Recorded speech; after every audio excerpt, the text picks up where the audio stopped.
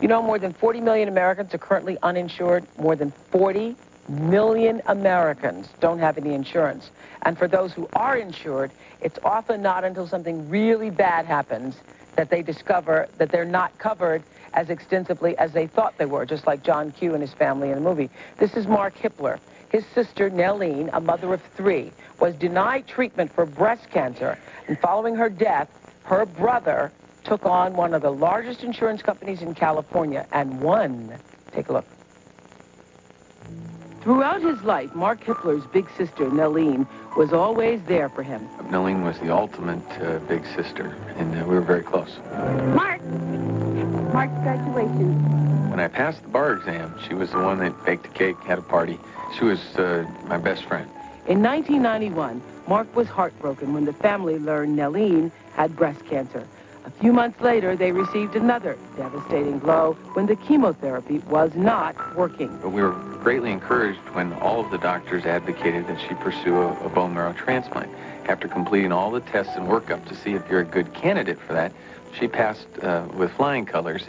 Then one day, Nellene received a letter from her HMO. We got a letter that said, we think this is experimental treatment. We're not going to pay for it. It was so clearly in her insurance contract that this is a covered benefit. Really, her life was on the line, and they were kind of giving her a death sentence. Unable to afford a more experienced attorney, Mark filed a lawsuit himself, and soon he started turning up some surprising information. We found out that the person at the corporate office who made the decision to deny Nellene this treatment made more money for every one of these breast cancer patients' treatments that he denied than if he approved them. By saving the company money, he would get paid more, and that was just absolutely shocking.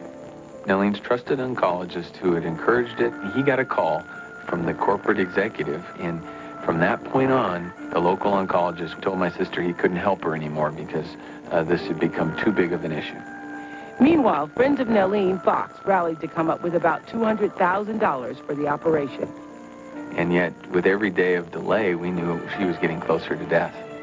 It took 3 months, but they finally raised enough to get her in for the treatment. It's hard to say you look forward to a procedure like this, and yet I know that this is where my hope is. Definitely prolonged her life, and then she was cancer-free after the treatment for about 6 months.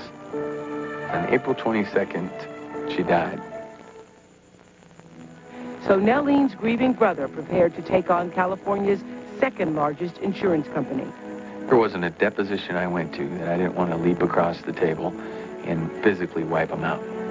6 months later, Mark brought Nellene's case to trial, and a jury returned the largest verdict at that time against an HMO, $89.1 million. I just wish that Nellene could have been there to have seen the jury's verdict. Since Nellene's verdict, I have reviewed over 900 cases involving an insurance denial of some sort.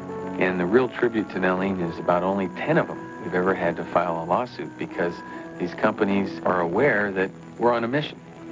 One of the lessons that we learned is that when an insurance company says no, it doesn't mean that you have to go away and die. Well, HealthNet appealed that $89 million verdict. The case was settled out of court. Mark, you saw this movie yesterday, did you not? So it must have hit a lot of nerves for you. I did. It brought back a lot of real memories, and I saw it with my wife and my sister and my nieces, and so we all had a lot of discussions about the battle, the legal as well as the battle, because we didn't want a lawsuit. So most people need to know what about their insurance? Well, first because of all, just like in this case in the movie, he goes in, he thinks he has it, and then he doesn't have what he thought he had. Right.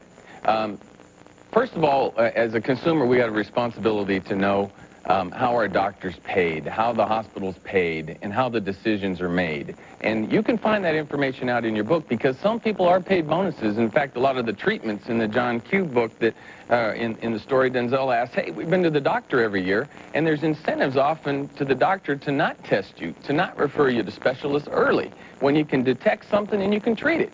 And we've uncovered those in subsequent cases.